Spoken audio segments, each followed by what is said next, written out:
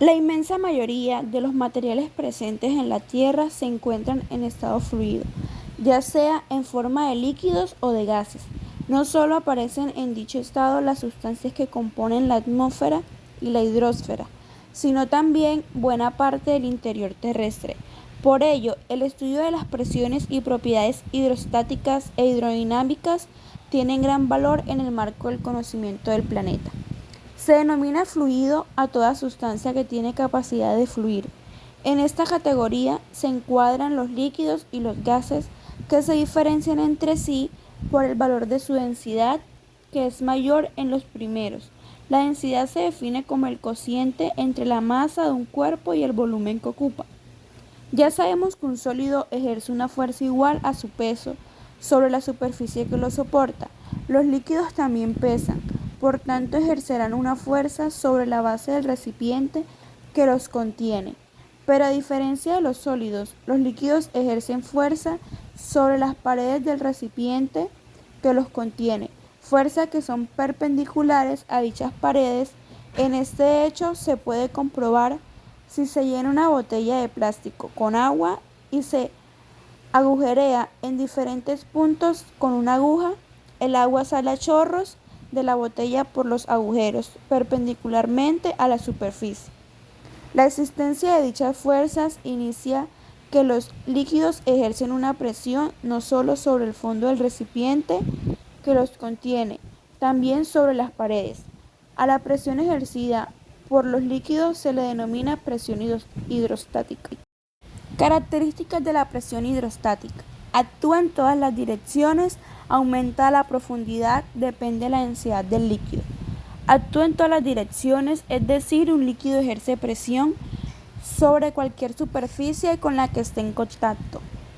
Depende de la densidad del líquido. La presión se debe al peso del líquido, por lo que cuanto más denso sea el líquido, mayor será la presión que ejercerá. Ahora veamos a la dependencia numérica de la presión hidrostática con la densidad del líquido y la profundidad. En el cilindro de la imagen del radio R, que contiene un líquido de densidad D hasta una altura H, se debe tener en cuenta que el recipiente es ideal y no tiene peso, por lo que la presión la ejerce solamente el líquido. El volumen del cilindro es el área de su base por altura. En resumen, la presión hidrostática, que es la relación entre la fuerza realizada y la superficie sobre la que se ejerce, es: partiendo de que en todos los puntos sobre el fluido se encuentran en equilibrio, la presión hidrostática es directamente proporcional a la densidad del líquido, a la profundidad y a la gravedad. La ecuación para calcular la presión hidrostática en un fluido en equilibrio es P igual RGH, donde R es la densidad del fluido, G es la gravedad y H es la altura de la superficie del fluido. Un ejemplo de este fenómeno físico es cuando nosotros metemos agua en un recipiente y la presión hidrostática aumenta a medida que aumenta la profundidad dentro del fluido. Se puede comprobar viendo que la velocidad con la que sale el fluido de un recipiente con agujeros a distinta altura es mayor cuando más abajo esté el agujero. Como consecuencia de la presión hidrostática, cualquier cuerpo sumergido en un fluido está sometido a las fuerzas que actúan perpendicularmente al cuerpo y cuyo valor aumenta con la profundidad.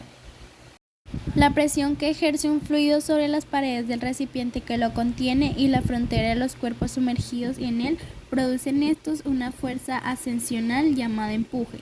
Por tanto, en un cuerpo sumergido actúan dos fuerzas de sentido contrario: el peso descendiente y el empuje ascendente.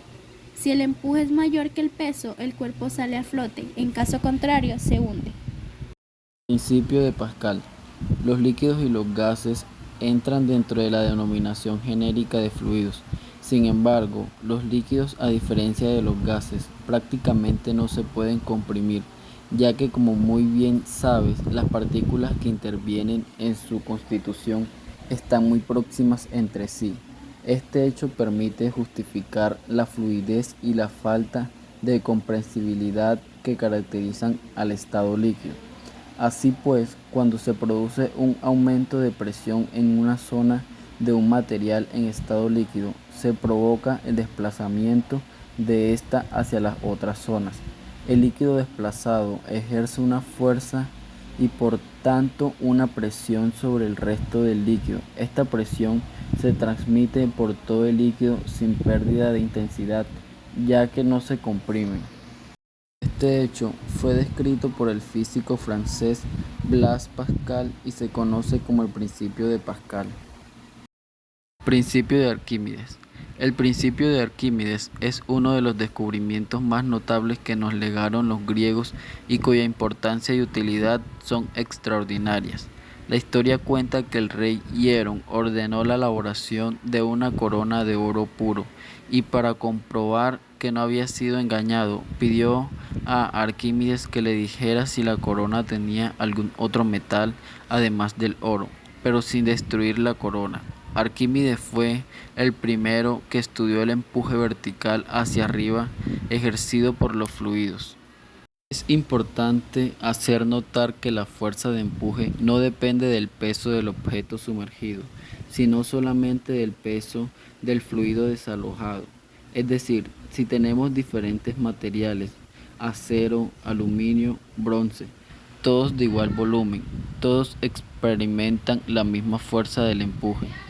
Si un recipiente sellado de 1 litro de agua está sumergido en agua hasta la mitad, desplazará medio litro de agua y la fuerza de empuje o flotación será igual al peso de medio litro de agua, sin importar qué contenga el recipiente. Si el recipiente está sumergido completamente, la fuerza de flotación será igual al peso de 1 litro de agua a cualquier profundidad, siempre que el recipiente no se comprima. Esto es porque a cualquier profundidad, el recipiente no puede desplazar un volumen de agua mayor a su propio volumen. Para conocer la magnitud de la fuerza de flotación, debemos entender la expresión el volumen del agua desplazado. Si sumergimos completamente un objeto en un recipiente lleno con agua hasta el borde, un poco de agua se derramará y decimos que el agua desplazada por el objeto, el volumen del objeto es igual al volumen del agua desplazada derramada.